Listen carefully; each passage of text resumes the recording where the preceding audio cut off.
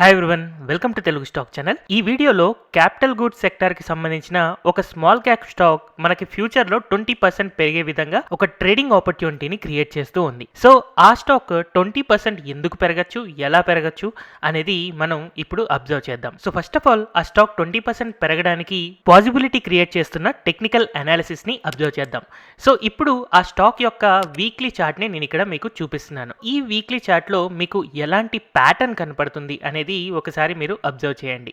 So ఇక్కడ మీరు సింపుల్గా అబ్జర్వ్ చేస్తే ఒక కప్ అండ్ హ్యాండిల్ ప్యాటర్న్ కనపడుతుంది. సో ఇలా ఒక కప్ అండ్ అలాగే ఇలా ఒక హ్యాండిల్ ప్యాటర్న్ ఫామ్ అయ్యి ఈ కప్ అండ్ హ్యాండిల్ యొక్క నెక్ లైన్ బ్రేక్ అయ్యి స్టాక్ ప్రైస్ అనేది పైకి వెళ్తూ ఉంది. అండ్ ఈ స్టాక్ని ఇంకొంచెం క్లియర్గా చూడడం కోసం నేను జూమ్ చేసినప్పుడు ఈ స్టాక్ ఇలా ఒక కప్ షేప్ అండ్ అలాగే ఇలా ఒక హ్యాండిల్ షేప్ ఫామ్ అయ్యి దాని యొక్క నెక్ లైన్ బ్రేక్ అయ్యి పైకి వెళ్ళే విధంగా కనపడుతూ ఉందని చెప్పాను కదా.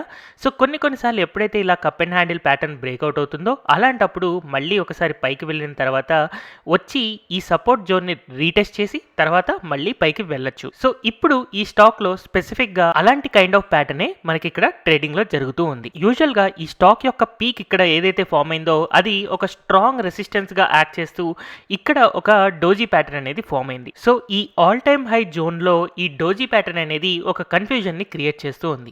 అయితే ఈ కన్ఫ్యూజన్ ఎప్పుడైతే క్లారిటీగా మారుతుందో అలాంటప్పుడు మనకి ఇక్కడ 15-20% అప్సైడ్ మొమెంటం అనేది మనకు క్లియర్గా కనపడుతూ ఉంది. సో ఈ కప్ అండ్ హ్యాండిల్ ప్యాటర్న్ యొక్క టార్గెట్ అండ్ స్టాప్ లాస్ని కనుక మనం ఐడెంటిఫై చేస్తే ఇలా ఎప్పుడైతే మనకి ఒక cup and handle pattern form అవుతుందో అలాంటప్పుడు దాని యొక్క టార్గెట్ అనేది ఈ కప్ యొక్క డెప్త్ ఎంతైతే ఉందో అన్ని పాయింట్స్ మళ్ళీ పైకి పెరగచ్చు అని అనుకుంటాము.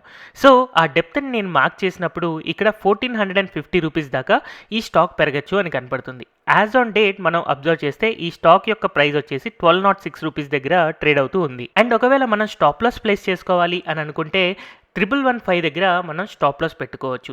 సో ఈ స్టాప్ లాస్ని నేను ఎలా పెట్టాను అంటే ఈ బాటమ్ నుంచి ఎప్పుడైతే మనం ఇలా ఒక లైన్ డ్రా చేస్తామో ఆ లైన్ మనకి ఈ రీజియన్లో ఒక స్ట్రాంగ్ సపోర్ట్ క్రియేట్ చేస్తుంది.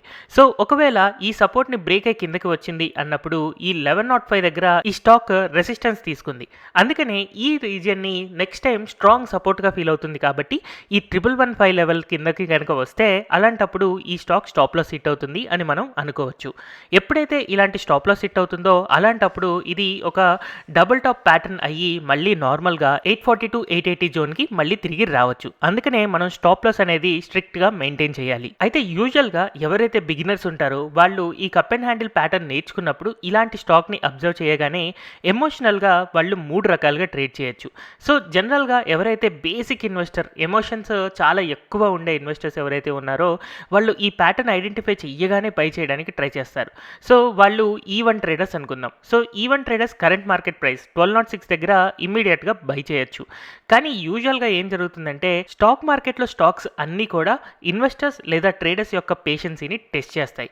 సో ఇక్కడ పేషెన్సీని టెస్ట్ చేసే ప్రాసెస్లో ఏం జరగచ్చు అంటే ఇక్కడ 2 సార్లు ఈ స్టాక్ సపోర్ట్ తీసుకుంది కాబట్టి ఈసారి సపోర్ట్ని బ్రేక్ అయ్యి కిందకు వెళ్తున్నట్టుగా వెళ్ళి ఈ రీజియన్లో సమ్వేర్ సపోర్ట్ తీసుకుని రివర్స్ అయ్యి పైకి పెరగచ్చు. అందుకని కొంచెం ఎక్స్పీరియన్స్ ఉన్న ట్రేడర్స్ ఎవరైనా కూడా ఈ లైన్ కిందకి వచ్చిన తర్వాత సమ్వేర్ నియర్ E2 దగ్గర బై చేయాలి అని అనుకుంటూ ఉంటారు. సో ఒకవేళ ఇలా ట్రేడింగ్ చేస్తున్నప్పుడు ఈవెన్ ట్రేడర్ కి మనం అవుట్ ఆఫ్ 5 2 స్టార్ రేటింగ్ ఇవ్వచ్చు అనమాట. అంటే వాళ్ళు సెలెక్ట్ చేసుకున్న ట్రేడ్ సక్సెస్ అవ్వడానికి బిలో యావరేజ్ సక్సెస్ రేట్ ఉంటుంది. బట్ అదే E2 దగ్గర ఎవరైతే ట్రేడ్ సెలెక్ట్ చేసుకుంటారో వాళ్ళకి మనం అవుట్ ఆఫ్ 5 3 స్టార్ రేటింగ్ ఇవ్వచ్చు.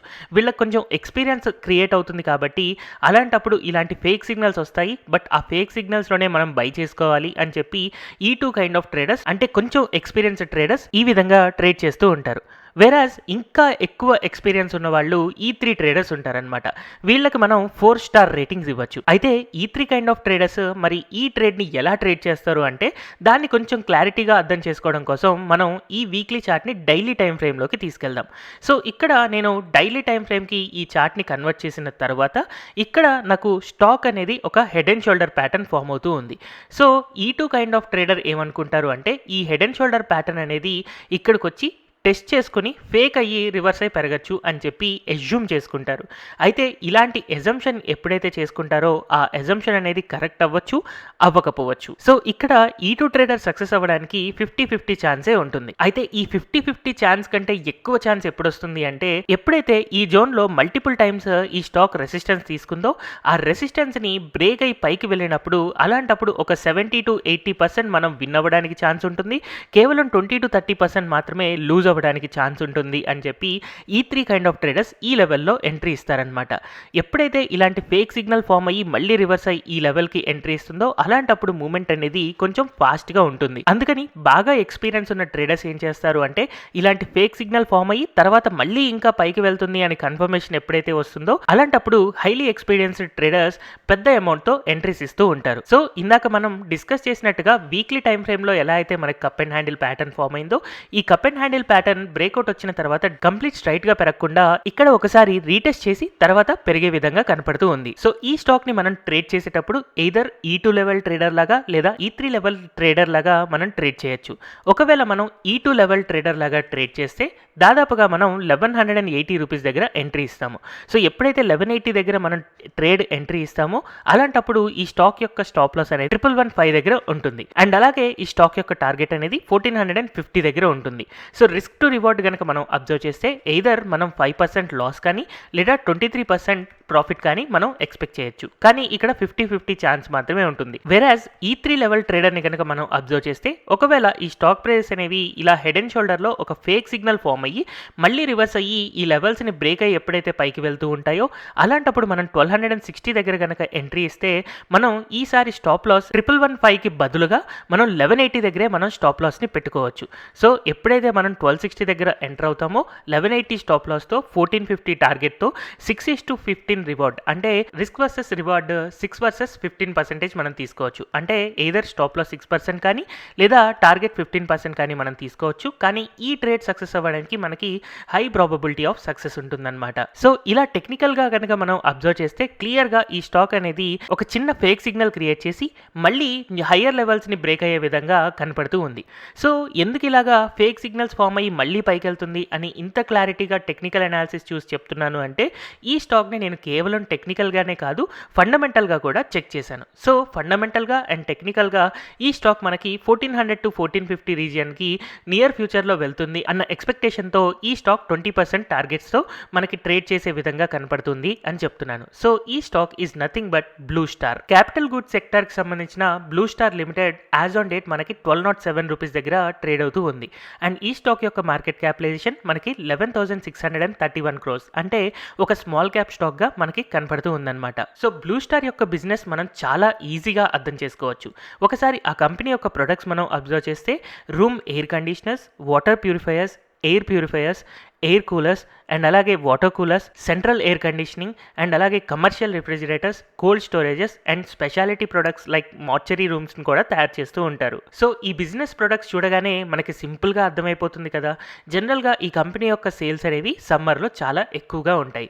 ఎప్పుడైతే రెయినీ అండ్ వింటర్ సీజన్ వస్తుందో దాని యొక్క సేల్స్ అనేది కొంచెం కన్సిడరబుల్గా తగ్గుతూ ఉండొచ్చు. But year by year air coolers, water purifiers, air conditioners, centralised AC, commercial refrigeration ఇవన్నీ కూడా పెరుగుతూనే ఉన్నాయి కాబట్టి బ్లూ స్టార్ యొక్క బిజినెస్ కూడా ఇంక్రీజ్ అవుతూనే ఉంటుంది. దీన్నే మనం ఫండమెంటల్గా అబ్జర్వ్ చేస్తే ఈ కంపెనీ యొక్క ప్రాఫిట్ అండ్ లాస్ స్టేట్మెంట్ మనం చూస్తున్నప్పుడు 2015, 16, 17లో 3,000, 3,700 అండ్ 4,300 crores ఉన్న ఈ కంపెనీ యొక్క రెవెన్యూస్ యాజ్ ఆన్ డేట్ మనకి అబ్జర్వ్ చేస్తే కన్సిస్టెంట్గా గ్రో అవుతూ 6,000 crores వరకు మార్చ్ 2022లో ఈ కంపెనీ యొక్క సేల్స్ అనేవి రికార్డ్ అయ్యాయి. అంటే గత 6 yearsతో పోల్చుకుంటే ఈ కంపెనీ డబల్ సేల్స్ని రికార్డ్ చేస్తూ ఉంది.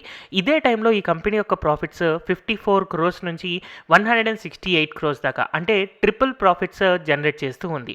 సో క్లియర్గా ఇది ఒక ఫాస్ట్ గ్రోయింగ్ కంపెనీగా మనకు కనపడుతూ ఉందన్నమాట. అండ్ ఈ కంపెనీ రీసెంట్ టైం ఫ్రేమ్లో మనం అబ్జర్వ్ చేస్తున్నప్పుడు ఆల్ టైమ్ హైకి చాలా దగ్గరలో ట్రేడ్ అవుతూ ఉంది. సో ఈ ఆల్ టైమ్ హైని రీచ్ అవ్వడానికి రీజన్ ఏంటి అనేది మనం అబ్జర్వ్ చేస్తే ఈ కంపెనీ యొక్క క్వార్టర్లీ రిజల్ట్స్ సెప్టెంబర్ 2019లో 1,249 crores సేల్స్ అయ్యాయి.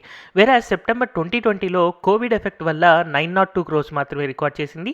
తర్వాత సెప్టెంబర్ 2021లో మళ్ళీ బ్యాక్ టు ఫార్మ్ 1240 క్రోర్స్ వచ్చింది. అండ్ 2022 సెప్టెంబర్ వచ్చేసరికి ఈ కంపెనీ యొక్క సేల్స్ దాదాపుగా 20% పెరిగి 1576 క్రోర్స్ సేల్స్ రికార్డ్ చేస్తే ప్రాఫిట్స్ మనం కంపేర్ చేసుకున్నా కూడా 2019లో 54 క్రోర్స్ ప్రాఫిట్ ఉండేది అండ్ 2020లో కేవలం 23 అండ్ 2021లో 47 and again back to form 58 crores profit ఈ క్వార్టర్లో ఈ కంపెనీ రికార్డ్ చేసింది. సో క్లియర్గా ఈ company quarterly reports wise and అలాగే యాన్యువల్ రిపోర్ట్స్ వైజ్ క్లియర్గా గ్రో అవుతూ కనపడుతుంది కాబట్టి ఇందులో ఇన్వెస్టర్స్ ఈ స్టాక్ని బై చేయడానికి ఇంట్రెస్ట్ చూపిస్తూ ఉన్నారు. అయితే ఈ ఎయిర్ కండిషనర్ అండ్ అలాగే ఎయిర్ కూలింగ్ సెక్టార్లో మనకి చాలా స్టాక్సే కాంపిటేటివ్గా ఉన్నాయి. వాటిలో మనం సిగ్నిఫికెంట్గా వర్ల్పూల్ అండ్ సింఫోనీని చెప్పుకోవచ్చు. సో జనరల్గా ఇప్పుడు బ్లూ స్టార్లోనే ఎక్కువ మంది ఇన్వెస్టర్స్ ఇన్వెస్ట్ చేయడానికి లేదా ట్రేడ్ చేయడానికి ఇంట్రెస్ట్ ఎక్కువ చూపిస్తారు అని నేను అనుకుంటున్నాను. ఎందుకు అలాగా అంటే లాస్ట్ 3 ఇయర్స్ సేల్స్ గ్రోత్ కనుక మనం అబ్జర్వ్ చేస్తే దాదాపుగా 12% వరకు మనకి last 3 years sales growth record అవుతూ ఉంది. వెరాజ్ వర్ల్పూల్లో కనుక నేను సెర్చ్ చేస్తే ఈ కంపెనీ యొక్క ప్రాఫిట్ అండ్ లాస్ స్టేట్మెంట్లో లాస్ట్ 3 ఇయర్స్లో ఈ కంపెనీ యొక్క సేల్స్ అనేది కేవలం 5% మాత్రమే పెరుగుతూ ఉన్నాయి. అండ్ మనం సింఫోనీని అబ్జర్వ్ చేసినా కూడా ఈ కంపెనీ యొక్క సేల్స్ అనేవి కేవలం 7% పెరుగుతూ ఉన్నాయి. So compare to peer group blue star company అనేది క్లియర్గా డబుల్ డిజిట్ నెంబర్స్తో గ్రో అవుతూ ఉంది కాబట్టి ఇప్పుడున్న కరెంట్ సినారియోలో ట్రేడర్స్ కానీ ఇన్వెస్టర్స్ కానీ రిలేటివ్గా వర్ల్పూల్ అండ్ సింఫోనీతో పోల్చుకుంటే బ్లూ స్టార్లో ట్రేడింగ్ లేదా ఇన్వెస్ట్మెంట్ చేయడానికి ఎక్కువ ఇంట్రెస్ట్ చూపించవచ్చు. And going ahead blue Star యొక్క టీటీఎం రిజల్ట్స్ కనుక మనం అబ్జర్వ్ చేస్తే నెక్స్ట్ ఇయర్ దాదాపుగా 7300 క్రోర్స్ సేల్స్ రికార్డ్ అవ్వచ్చు అండ్ 241 క్రోర్స్ ప్రాఫిట్స్ రికార్డ్ అవ్వచ్చు అన్న ఎక్స్పెక్టేషన్ ఉంది. సచ్ దట్ ఇది all time high sales and అలాగే ప్రాఫిట్స్ రికార్డ్ అవుతుంది కాబట్టి ఈ స్టాక్ ఈజీగా ఆల్ టైమ్ హైస్ ని బ్రేక్ అవుతూ ఇంకా పైకి వెళ్ళడానికి ఛాన్సెస్ ఉన్నాయి అని నేను ఎక్స్పెక్ట్ చేస్తున్నాను. అందుకనే ఈ కప్ అండ్ హ్యాండిల్ ప్యాటర్న్ ఏదైతే ఉందో ఈ సపోర్ట్ లెవెల్స్ ని ఒకసారి రీటెస్ట్ చేసిన తర్వాత మళ్ళీ బౌన్స్ బ్యాక్ వచ్చినప్పుడు గనక మనం ఎంట్రీ ఇస్తే మనకి ఈజీగా 15-20% ఈ స్టాక్లో మనం రీచ్ అవుతాం అని నేను అనుకుంటున్నాను. అయితే ఇక్కడ మనం అబ్జర్వ్ చేస్తే ఇక్కడ మనం చూసిన కప్ అండ్ హ్యాండిల్ ప్యాటర్న్ అంతా కూడా వీక్లీ చార్ట్లో వచ్చింది. కాబట్టి ఎప్పుడైతే ఈ స్టాక్ ఈ లెవెల్ని అంటే 1260 లెవెల్ని బ్రేక్ అవుతూ పైకి వెళ్తూ ఉంటుందో అలాంటప్పుడు ఈ స్టాక్ దాని యొక్క 15-20% టార్గెట్ రీచ్ అవ్వడానికి కూడా కొన్ని వీక్స్ ఆఫ్ టైం పట్టచ్చు. సో కొన్ని వీక్స్ వెయిట్ చేసి 15-20% టార్గెట్ తీసుకోవాలి అండ్ 5-6% స్టాప్ లాస్తో మనం ట్రేడ్ చేయాలి అని అనుకుంటే వర్ల్పూల్ స్టాక్ని 1260 బ్రేక్ అయిన తర్వాత మనం ట్రేడ్ చేయడం ద్వారా ఈ రకమైన రిజల్ట్స్ మనం ఎంజాయ్ చేయొచ్చు. హోప్ ఈ ఎడ్యుకేషనల్ వీడియో మీకు టెక్నికల్ అనాలిసిస్ గురించి కొంచెం డెప్త్ అనాలిసిస్ ఇచ్చింది అని అనుకుంటున్నాను అండ్ ఫండమెంటల్స్ని కూడా టెక్నికల్స్తో ఎలా జాయిన్ చేయాలి అనేది మీకు అర్థమైంది అని అనుకుంటున్నాను. సో ఈ టైప్ ఆఫ్ నాలెడ్జ్ కనుక మీకు నచ్చి నా ఎఫర్ట్స్ మీకు నచ్చినట్టయితే don't forget to like, share and subscribe to Telugu stock channel. Thank you everyone for watching this video.